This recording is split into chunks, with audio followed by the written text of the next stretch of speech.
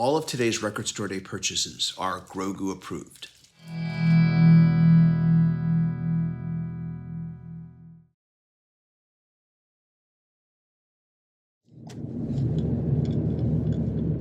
Okay, we are in the car on the way to Record Store Day. Got up at 4:30. Speak for yourself.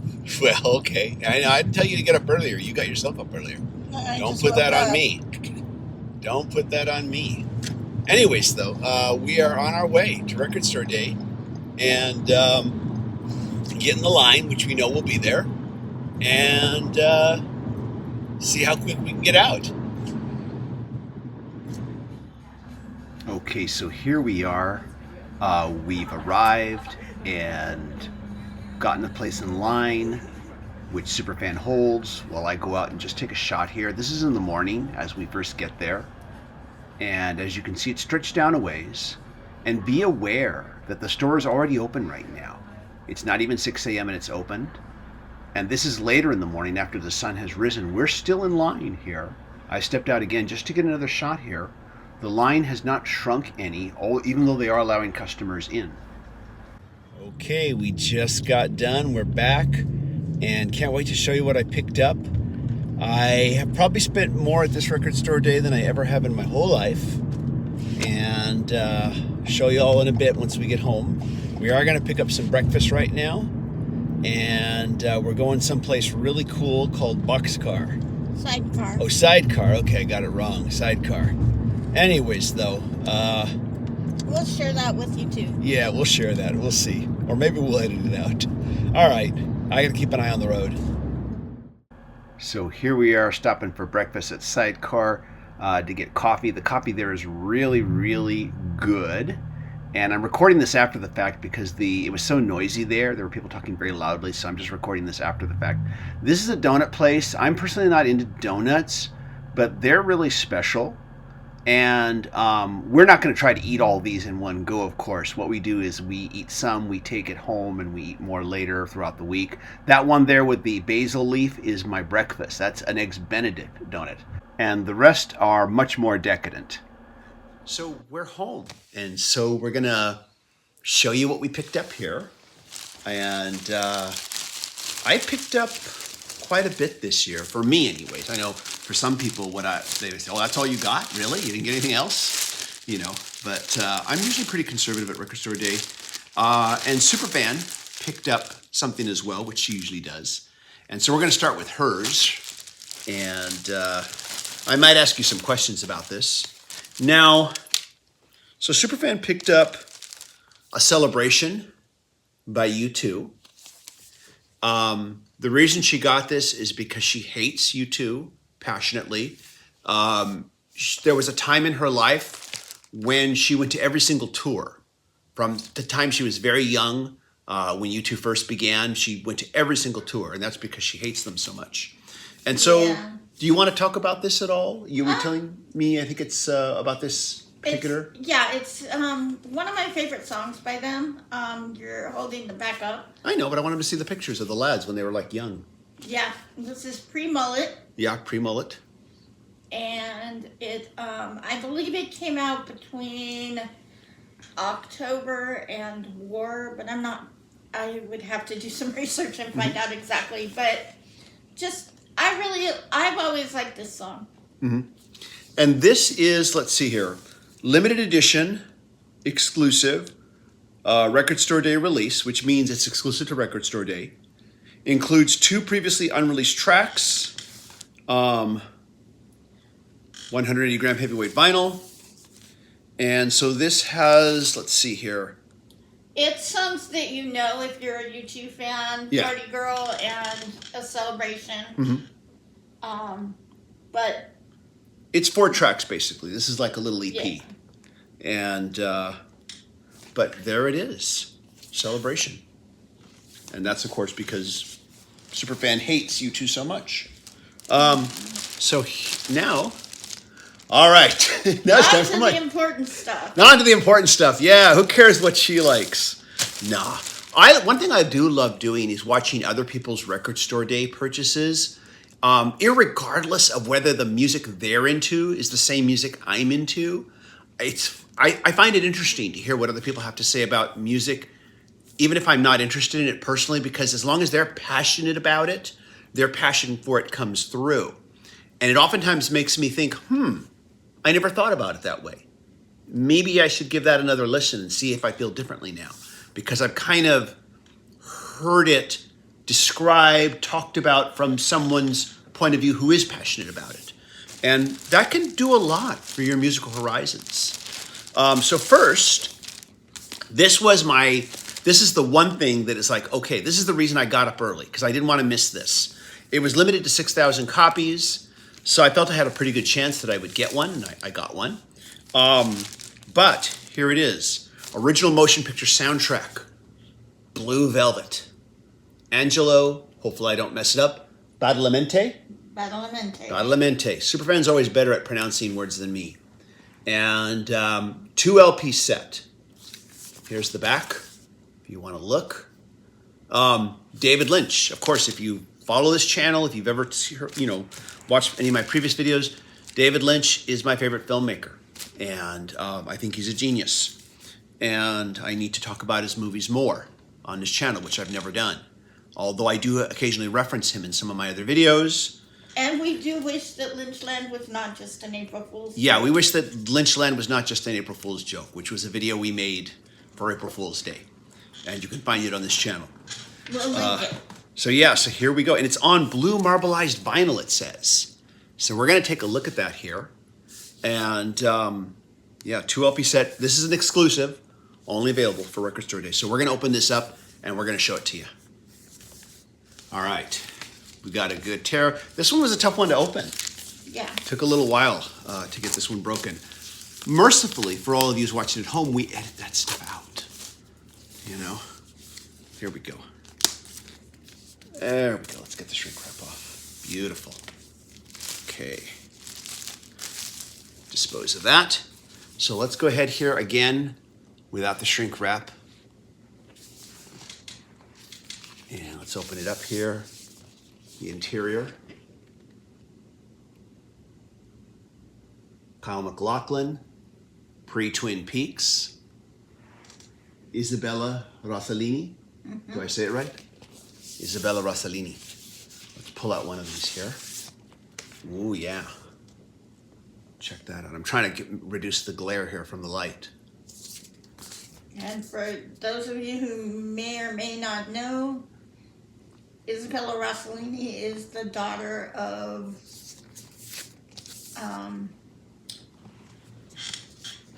now I can't think of her name.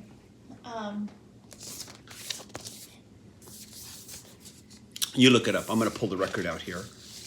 Here we go. There it is. Look at that. Beautiful. Yeah. I always say, colored vinyl is beautiful. It's a nice aesthetic. But at the end of the day, it's not as important as the music that's on it. But still, it's nice. Okay. Let's look at the other one, just for the sleeve at least. Let's see here. Just seeing if there's anything else. Here we go.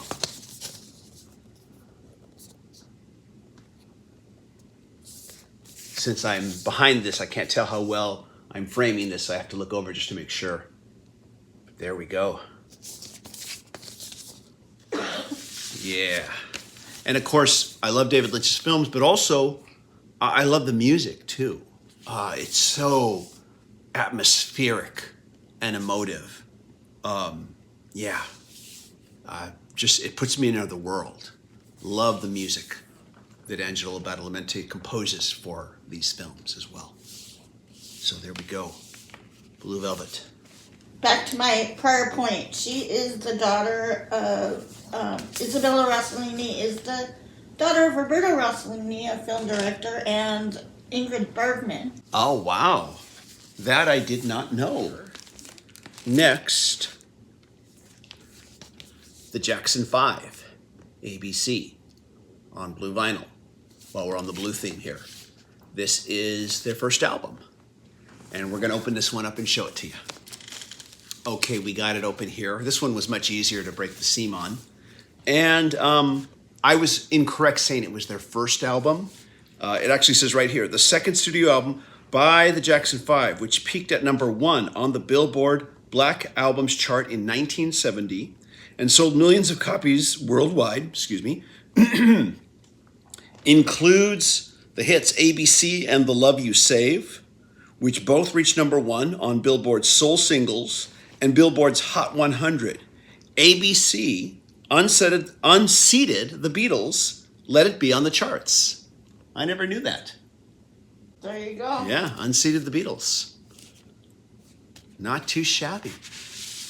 Take a look here. I saw this paper sleeve as I peeked inside. Let's see here. But it is poly-lined. So good, I'm glad they did that. And let's pull this out here. I think we're gonna need the record butler for this one here. I can tell it's gonna be a tight pull. Here we go. Yeah, this will sometimes, the first time you pull it out, it can be kind of tight with certain records, and then it gets easier after that. There we go. But there it is, look at that. That label, is it off? Let me see. I thought it was off center. I think it's just this that's making it look that way. Beautiful. There's the old Motown label. I'm probably holding it upside down and don't realize it because it's different on each side. It's centered differently. Very sky blue. Very sky blue, yeah. Let's put it back in there. Yeah. I may have told this story once on the channel already, but I think I'll say it again. Many years ago, well, first of all, let me back up and talk about my older brother, who was a guitarist and was one of the primary influences in me wanting to be able to play, guitar as well and piano. And he was a huge blues fan, blues aficionado. And many years ago, many years ago before his passing, in fact, decades ago, he and I had a conversation about guilty pleasures, musical guilty pleasures. I don't believe in guilty pleasures anymore, but back then I had, albums that I thought I would call guilty pleasures.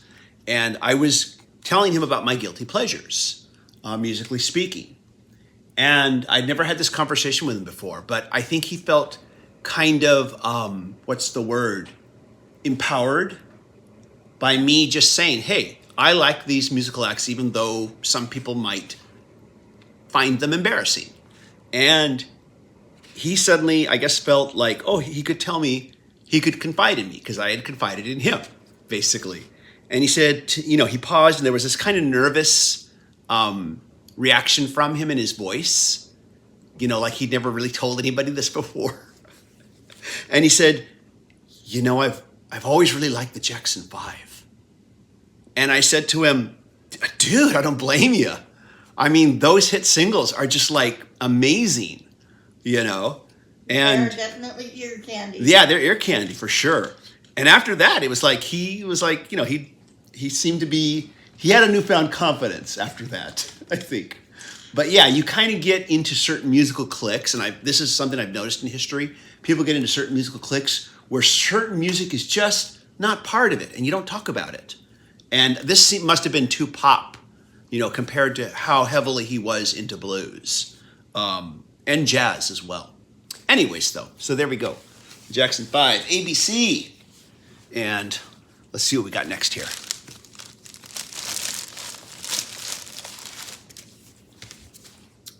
So next we have America. And this is called Alternates and Rarities. Rare and unreleased tracks from the vaults 1971 to 1976. Includes alternate versions of classic hits, Sister Golden Hair, Spanish version, Lonely People, I Need You, Ventura Highway, and A Horse with No Name. Limited edition, 6,500 copies on, do I read this right? Soapsud green vinyl. There we go.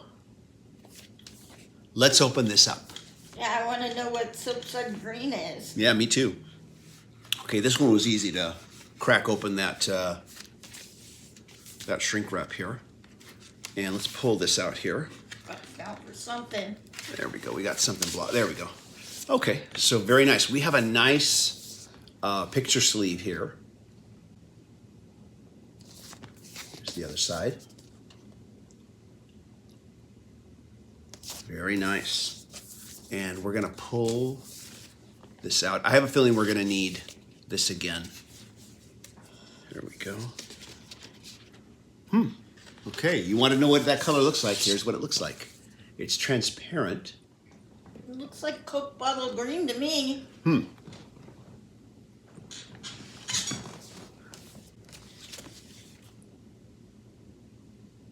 Yep, Soapsud green vinyl. Well, I guess it does kind of Coke bottle like. I think Coke bottle is considered a little darker though. You know, but there it is. only at the thick part. Very nice, very very nice. Now, of course, I'm going to put this in an anti-static sleeve. You know, I will keep this sleeve, of course. It's beautiful looking, but I will put it in an anti-static sleeve. But for now, we'll just put it back here. There we go. A while back, we went to Amoeba, and I picked up a vintage copy of America's first album, which I had initially only owned on CD. And this was an album from the 70s. I mean, you know, how many decades ago was that? 40-some years ago, maybe? 50. Yeah, it's hard to believe. And I put it on the turntable, and my reaction was just, wow. You know, just analog, sourced music played on analog equipment. And I was just like, wow. You know. Anyways, though. So, looking forward to checking this out. I might review this because it is alternates, rarities of well-known songs. I might just review this. We'll see. So now, this is the last thing. I kind of balked at this at first. I thought, nah, I'm not going to get it. And then I decided, okay, we were standing in line, and I said to Superfan, how much did he say that was? And, you know, we should talk a little bit about Portasound Records, actually. I'm going to pause, talk about Portasound Records. They are, size-wise, they're a small store, but they're very densely inventoried. Yeah. When you walk in there, it's like it's almost like walking through a little maze because it's so dense with product. And we have done it. You and Robert did a video where you actually went. We did, yeah, a while back. We'll link to that. Back on the Old Music Worth Buying channel, which I don't think anybody can see anymore. Maybe they can. I'll have to look. Well, if not, you can upload that video. Maybe I will. Yeah, but we did do a video about it on the Old Music Worth Buying channel about the store.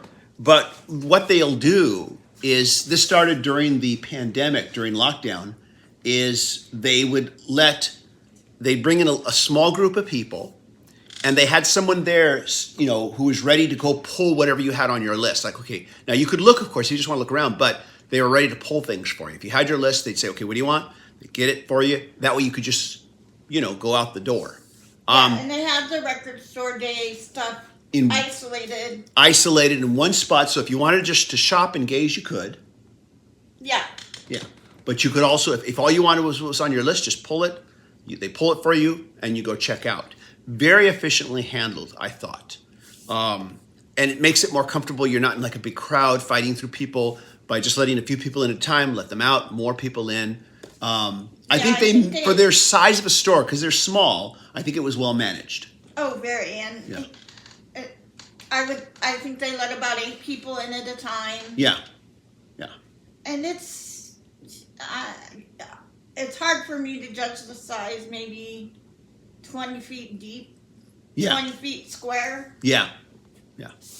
So here it is. We were in line, and I asked Superfan, how much is this again? She told me, and there was this pause, and you just said, just go get it. You turned to me and said, just go get it, you know. So I threw caution to the wind. Here it is. The Doors. The LA Woman Sessions. I knew I already had all this. It's a 4 LP set. And here the progression of each song on LA Woman as it developed in the studio includes the original demo of Riders on the Storm, newly remixed from the original multi-track session tapes, limited edition. Now, I knew I had all of this. in the LA Woman 50th anniversary set on CD. I don't know if they're sequencing it different here. I think they are, maybe. Let me take a look here. Maybe the same, but what's interesting about this is that, for instance, side 1 is a 20 plus minutes rendition of The Changeling.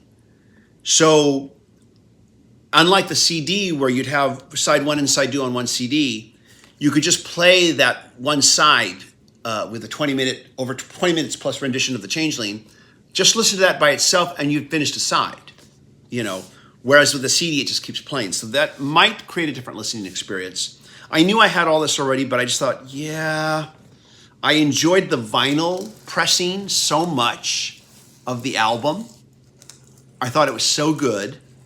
And since this is coming from Rhino, who also produced the set, I just thought, yeah, I think I'd like to hear this on vinyl.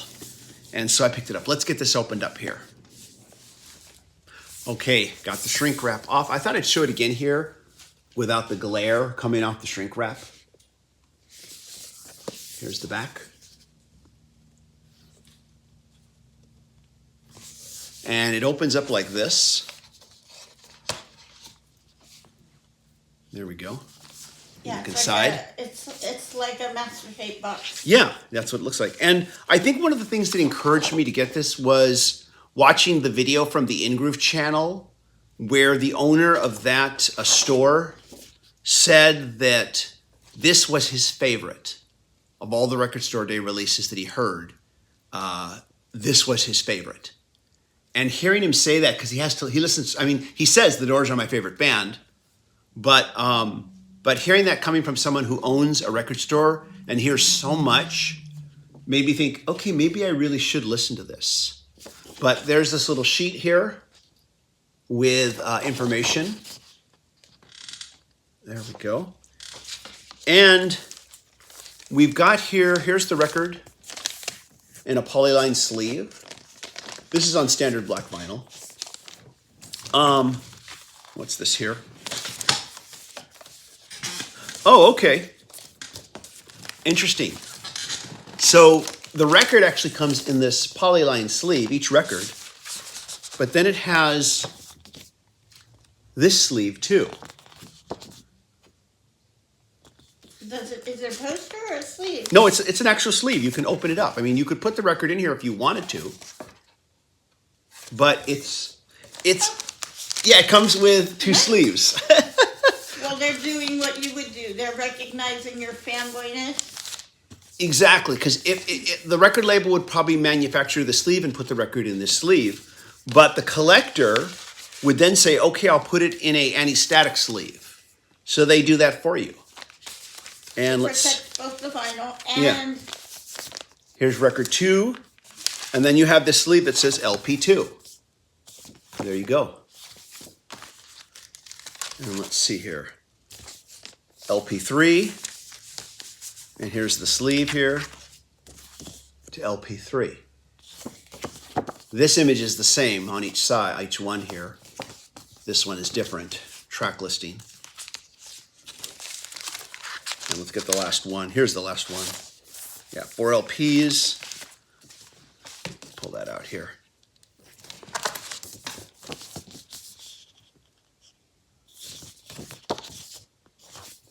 There we go, LP4. So far you feel like you've gotten a good value with that, even though it was a little more pricey at $90? This one was about 80 something. No, it was 80. No, it was 80. $89.99. Oh, okay, maybe it was 90. Okay. Yeah, it was a lot. I am normally a lot more conservative on Record Store Day. Everything was kind of, I'll have to admit, was kind of higher priced than I thought it would be. Yeah. Everything that we picked up was higher priced than I thought it would be. And there was some hesitation I felt about certain things. I knew for sure I was going to get Blue Velvet. Yeah. You know, I was expecting it to be expensive. You know, I was expecting it to be roughly about $40. It was actually under that amount. Mm-hmm. So it was a little cheaper than I thought it would be.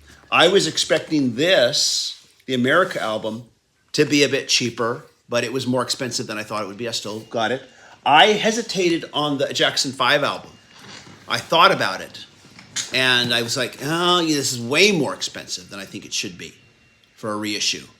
But I went for it, you know. And mine as well at $30 was a little pricey. But Yeah, that's a lot that's to me is For- an awful lot for for what is just an an EP, not a full album. I mean, I know it's limited and all Here. that. Oh yeah, Hand me that and we'll go ahead and open that one too. that's right. We haven't opened this. We'll show it. But Record Store Day, you know, it's a limited thing. I know that there's been a lot of criticism about Record Store Day from both fans and from merchants, and I understand the criticisms. But the store that I go to, they are still doing it. They still support it. They still say it's good for their business. So I'm going to show up and buy the records from them. And, you know, if they're records that I want. So Superfan's opening up the U2. We're going to take a look at it here. What do you think? And in their defense, it is 180 gram vinyl. Yeah, it's 180 gram vinyl, but, you know,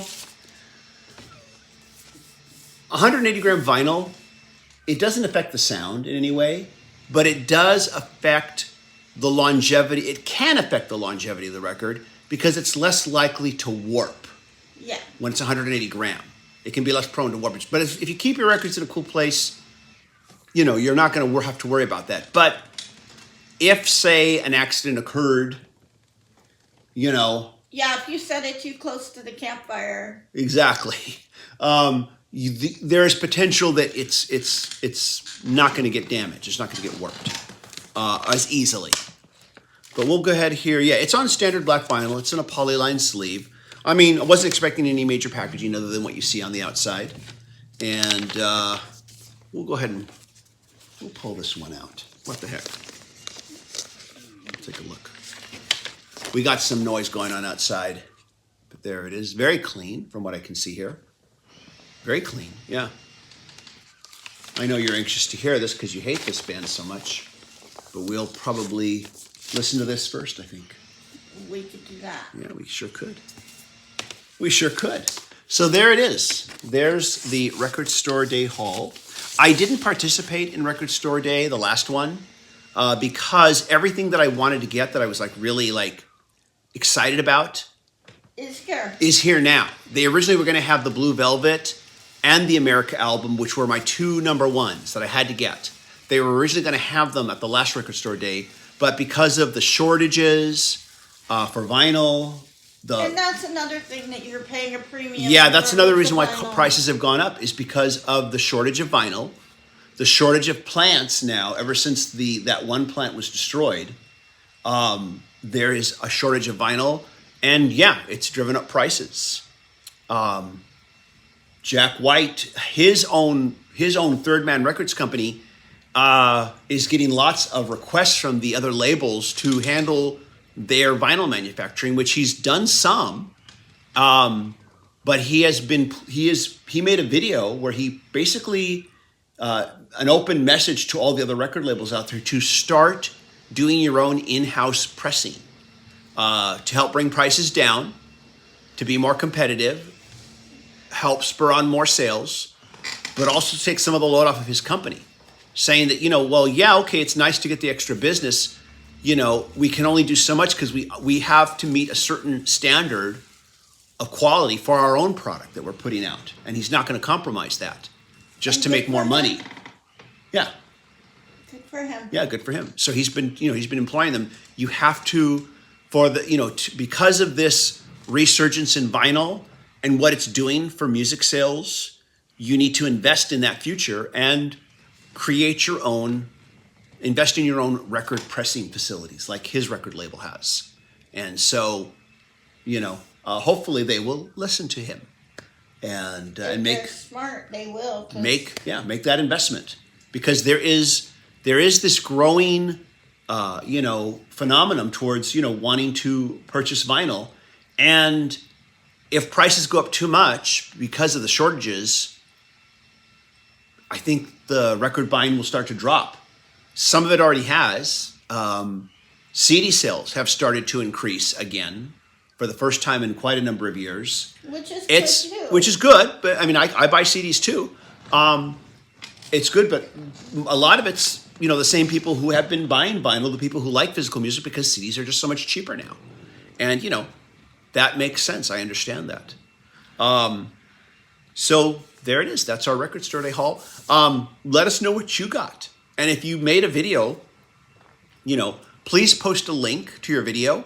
When you first post that, YouTube will probably push that in a comment to be moderated. This is to prevent and help. This is to help prevent spamming on YouTube. But I will look over moderated comments. And if all you're doing is linking to your own YouTube video where you're showing your records, I'll approve it so that it gets seen, so other people can check out your stuff too, your video as on what you bought too, which I want to check out myself. Like I said, I enjoy watching what other people picked up. It's fun to hear what their picks were and what they're excited about. At any rate, though, it's always good. Yeah. Always good, yeah. Thanks so much for watching. If you like what I do here, click like, click subscribe, hit the bell notification icon so you never miss a video. And a big thank you to the fierce, mighty, and powerful patron supporters who are helping me with this channel. And if you'd like to be a patron supporter, go to patreon.com/TJR the original. And patron supporters get early access to select videos and also get exclusive videos that no one else gets. Everybody, thank you so much for watching. Hope you all stay safe and healthy. Bye.